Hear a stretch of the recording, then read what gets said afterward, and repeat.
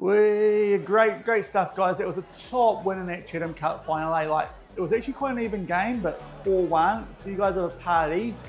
David and Marco, before you go on the party, can you guys come here for a little bit? Yeah, okay. So fellas, all whites window coming up, and you're both now eligible. So you can go to the World Cup next year. There's a party in the streets and the city's on fire. Hello everyone and welcome to episode number 168 of the New Zealand Builder Nation here on Shaun Does FM with both Kashmir Technical and the All Whites. Hope you're doing well, and come up today we've got an international window here in October of 2040. First off, we go away to take on the Ivory Coast like we did, I believe, early this season, and then we host Mexico, who are quite high on the world rankings. I believe they are 5th in the world, so if you're looking forward to that as well as a bit of an update on what happened back at the OFC Nations Cup, then do remember to go down below, leave a thumbs up on the video, and if you haven't done so already and are enjoying the series here on the channel, also make sure to hit that subscribe button and turn that notification bell on as well. It is greatly appreciated. But yesterday went for quite a bit off the back of the previous day, going from the Champions League final back in around May to the Chatham Cup final. As you can see there, last game we played in this save against Western Suburbs. So if you missed that 4-1 win, I'll leave a link to it over in the top right corner. Covered off a lot of stuff that went on at Kashmir Tech in that episode today. We can do the same thing with the All Whites. So first up, during that big block that we did play in between episodes, did have the small matter of the OFC Nations Cup. But to be fair, we're New Zealand, about 15th in the world these days. All these teams around 150th. It went about as you'd expect. You can see there in our group, a 5-0 win over Tahiti. Then we picked up a 6-0 win over New Caledonia. George McDonald there picking up 4 goals. And against Papua New Guinea, we picked up a 6-2 win. So we're in quite good form there. During the group stage, that was the second round. We're in Group B. We went through alongside Papua New Guinea, seeing as those guys beat Tahiti and got a draw off of New Caledonia. And going to Group A, that was topped by Fiji, also with a perfect record, but definitely not in as good a goal scoring touch as we were. Vanuatu, they made their way through in second quite comfortably as well. And that did set up the semi-finals. We took on Vanuatu and picked up a 6-0 win. Justin Keat there with a double. We got helped out there by an own goal just before halftime, as well as the fact they got a red card after 15 minutes. So to be fair, that probably had a bit of a factor in that overall result, but still think we got the job done there over a team that far down. And then we took on Papua New Guinea again in the finals. They made their way past Fiji and picked up a 6-0 win. Josh Pickering that time with a hat-trick. So very comfy wins during the course of the OFC Nations Cup. We picked that up, I believe, for the 5th time in this save, and it will be the last time as well, as we, of course, are leaving off the back of the next FIFA World Cup.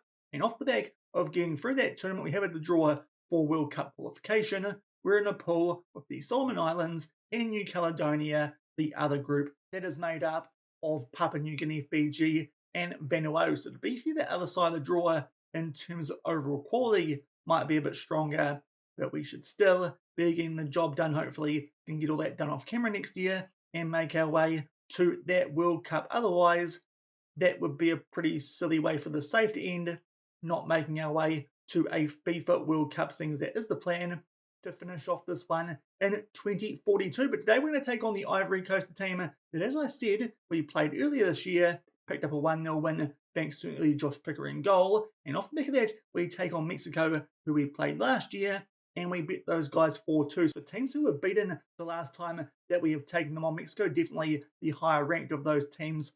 5th in the world, they've been doing pretty well. Off the back of that, by the looks of it, picking up some wins there in Group D of Copa America. And going back to the Ivory Coast, those guys, they are ranked, I believe, 17th in the world. In fact, they've gone down a little bit. Now they're 18th in the world. They have beaten Burkina Faso and Namibia off the back of that loss that we did hand them last time around, that in the African World Cup qualifiers. The two teams who have found form off the back of us beating them the last time we played them, but hopefully can do the damage yet again here in these games that we're about to play, and hopefully make our way back up inside the top 15 of the world rankings, because these days we've dropped down just a little bit back to equal 16th. We are fluctuating a little bit. That range we're in these days is quite tight. But as you can see, a couple of debutants and new faces in this All Whites team. Unsurprisingly, thankfully, we actually talked them around into playing for us. David Cifuentes. That is a big get for us from Kashmir Technical. He's finally qualified after spending 5 years at our club, and he wants to go to the next World Cup as an all-white. So David Cifuentes goes in there straight away as a first-choice goalkeeper, and apparently the best player in the all-white squad, so that's good, and he's still very young as well, 23 years old. Hopefully he doesn't do anything silly and turn into a snake, and might help this team do some decent work off the back of us leaving them. Also joining us for this window, Marco Corona. So we got both our Kashmir Tech lads to join who did earn their residency here in New Zealand. Marco Corona, a ball-wing midfielder, of course. He's above Marcus Vinicius in our Kashmir Tech squad, so he comes in for him in the all-whites as well. And actually is a little bit better attribute-wise than Louis Evans, and also just a little bit younger. So a couple of new first-choice players coming into the all-whites for this window, which will hopefully help us going into that World Cup in 2042, provided that we actually make it there. But we should do, seeing how high ranked we are and the fact that we only have to qualify from Oceania. And also Josh Wilson still in there over Lucas Cullyhill. Of course, these days he's actually retired now that we're in October of 2040. But also we have dropped Ryan Billingsley. He's getting on a little bit these days, the former Kashmir Tech lad, for Sivablan Jebanath. He's over at Sydney FC. In fact, he was at Sydney FC these days, has made the move over to the MLS and the New York Red Bulls. Only 24 years old, and he's got some pretty decent attributes. Should be able to still improve on that potential, even though he's already hit it in terms of that star rating at 3.5. But a young centre-back to go alongside Josh Wilson, that could be quite useful if we get some injuries to some older players, in particular Tyler Binden, who these days is getting on quite a bit, I believe. He might be near 35 years old. We'll just double check that one. We'll just make sure I'm about right. And indeed, that is the case there for our starting ball-playing defender, 116 caps. Hopefully, he makes his way to that next World Cup, but just in case he pulls the plug early, let's bring through some young centre-backs to make sure we do have that squad depth. And I think those are the only changes in our squad. In fact, it's not. There's no John Chronopoulos, because unfortunately, he decided he wanted to play for America instead. So that means that Henry Gray is still in the squad as the third choice goalkeeper instead of the man who was formerly at Western Suburbs these days. I think he's over playing for Nashville in the MLS, but everywhere else the same as it was last window. Walid Khalid's still in there as the right wing backup to Justin Keat, and Chris Jones as the backup to George McDonald, but hopefully can pick up some wins in this window with those new faces who in theory should help us improve before that next World Cup, our last one of this save, and hopefully that'll start off with another win over the Ivory Coast. And here are the team sheets for the first game of this window away over in Africa against the Ivory Coast. There they are, going with a 4-1-2-1-2 and some decent form off the back of that loss that we did hand to them early this year. In terms of us, it's first choice, apart from we've got Wilson alongside Binden, because Curtis only recommended for 45 minutes, and that's also the case for Adam White, so it means that young Matt Baker gets a start at left back, but hopefully can still back up our win from a couple of months ago with another one before that Mexican game. And just shy of the 15-minute mark, first highlight of this game here is a free kick to us pretty much right on the halfway line. We take it short, and now Justin Keat makes his way down that right-hand side, just like last time. We're in the white with the black shorts, the Ivory Coast in the traditional orange with the white shorts and the green socks. They do get a good foot in there as we were trying to get on the attack and do win the ball and actually get it out to Logbo there in a bit of space down the right-hand side. Now Yao, he just does a nice bit of work there to keep the ball. Cisse back out to Logbo. So far, the Ivory Coast actually have been on the front foot in this game. Looking strong early. Good chance there. Not too sure who that was for. Might have been for Sangari, but good block there from one of our defenders. You can see early David Cifuentes already on a 7.0. Now we're down the other end here. Put a ball there, far post for Keat. Can't quite find him. That one from the Nkuru does force Golly to punch it clear. The Real Madrid goalkeeper, thankfully, we get back on the ball. Now Nkuru puts this far post, but that time Golly can hold on to it. Let's just see what this highlight does amount to. Unfortunately, looks like it might actually be something in favour of the home team, but early stages, they've been on the front foot, which is a bit the opposite of what happened last time around. We're actually pretty dominant when we took these guys on, even though it was just a 1-0 win. But early stages, Logbo finding lots of space there. Down that right-hand side, thankfully, pushing the back there does mean that we get a free kick. But 20 minutes in, we're on the back foot. Thankfully, still scoreless. And just about to make our way into half-time, and there is a late highlight here in the first half, being definitely quieting down off the back of that opening we did have where the Ivory Coast did look on the front foot, but we do get the ball out there to Niankuru down our right-hand side. Tries to throw the pass through there. I think that would have been for Justin Keat, but thankfully Ivory Coast got a foot in there because I think he actually would have been offside. They try and do something there on the counter-attack, but Niankuru with some good work. But Corona is probably going to come off at half-time on a yellow card. Poor switch, but thankfully win that one back there for a good tackle. I think that was from George McDonald himself. Now Corona back on the ball. That pass a lot better. Picks out Niankuru, tries to take on the shot, and not much space. Was actually getting blocked there by a teammate. I think that was Keat again, but that time good save from Golly and goal there for the Ivory Coast. We've got the corner, but that's not a very good one. Nowhere near where we want to aim that one, and McDonald was on the retreat. The Ivory Coast, they can get that ball back, and that will do it for the first half. So not too many highlights. You can see the stats there. We're actually not doing too bad. All our shots have been on target. The Ivory Coast, more shots, but only one on target. So it's a bit of a funny game, this one. At the moment, Evans will come on for Corona with that yellow card, but hopefully it can be a bit better in the second half because we're not creating too much. Not as good as we were the last time we took these guys on. Hopefully that improves in the second half and we can turn this into another win. And nothing's happened so far in terms of highlights in the second half, and in fact not even a shot from either team so far, so it's been very quiet. But a couple of players out there on poor ratings. We're going to change things down our right hand side. Darman can come on it right back, and I think we might try Chris Jones at right wing. He's actually attribute-wise still a better right winger than Khaled McDonald. I don't think we're going to take off just yet. And also Shaun Pearce for Jamie Young. I continue to say it. We should probably do that from the starting games. Every time I say it, he actually looks a lot better. Does Jamie Young on a tribute. So we'll make those subs here just past the hour mark. Still locked up at 0-0.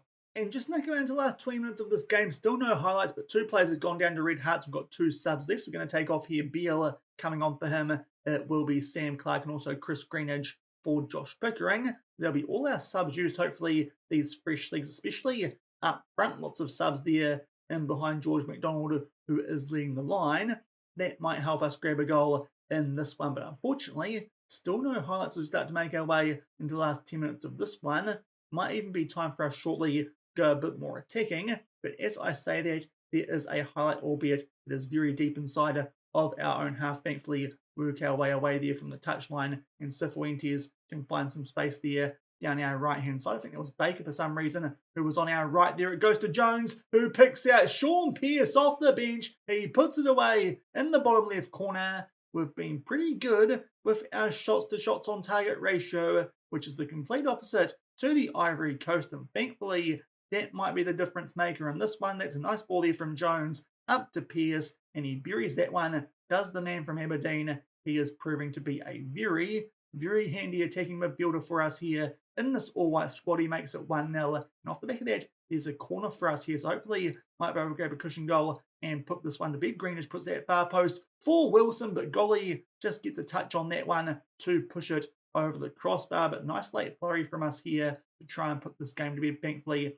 at least we shouldn't be losing this one now with a 1-0 lead, but unfortunately nothing doing from that subsequent corner. We're about to make our way into 4 minutes of added time. A goal kick. Cifuentes, nice pass out there to Darman in some space down our right-hand side. Goes back to Bindon. Now Cifuentes will find Josh Wilson having an okay game there on a 6.5. Baker plays that one back into Clark, up to Greenidge. Pearce, though, that time loose touch, and the Ivory Coast here might get a chance on the counter, but good foot in there from Wilson. Unfortunately, falls back to an Ivory Coast player. And nice ball in behind there for Aka, who gets a good chance off, but thankfully Cifuentes just tips that one onto the woodwork. He's having a really good debut, a 7.2. Quite good work there from the former Arsenal goalkeeper. But now, I think it's time for us here to start time wasting just a little bit and hopefully make sure no more chances in this game for the Ivory Coast to draw things level. Let's pull those wide players back onto support instead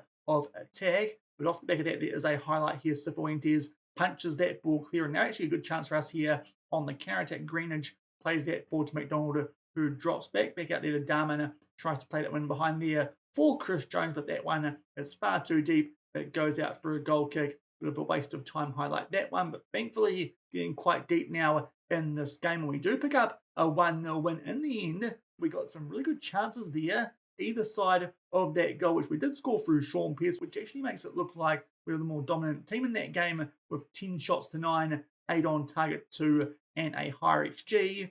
But early stages of that game, we were definitely a team on the back foot, but thankfully that goal to Shaun does mean we pick up a 1-0 win. Hopefully can go back to New Zealand and back it up with a half-decent result against Mexico. And we are back in New Zealand for the second game of this window a week later, and it does mean that Simon Curtis can now play a full 90, so he comes in for Josh Wilson. Unfortunately, that's not the case for Adam White, so Matt Baker still staying there at left back, but Curtis the only change from that team that did beat the Ivory Coast Mexico. They are going with a 4-4-2 there in the black, and we are in the all-white as you'd expect for a team who are called the All Whites, but there is a highlight here from the kickoff of Mexico. We'll get things underway. Hopefully can put our Gagan press here to good use and get on the front foot nice and early. But Benitez there just does our guys there way too easily. Brian Benitez puts that one away. We go 1-0 down after 20 seconds. This Mexican team might be a bit better than the one we took on last year. Great work there from Benitez. I think Baker actually got a touch on it there for a tackle, but unfortunately just kind of helped him, getting him behind the defence there, puts that one away. In the bottom left corner, Cifuentes gets beaten for the first time as an all-white, and we are 1-0 down very early. And Mexico, only a few minutes later, are back on the attack, so maybe they're a bit angry about that 4-2 thumping we gave them last year. Maybe this is the real Mexico we're going to see in this one back in New Zealand. And they do have the ball here down the left-hand side. Gonzalez plays it for there, and now it goes out there to Ariza. Down the right-hand side, takes on a shot, but thankfully that one goes over the bar. But early stages, it's for Mexico, and we're 1-0 down.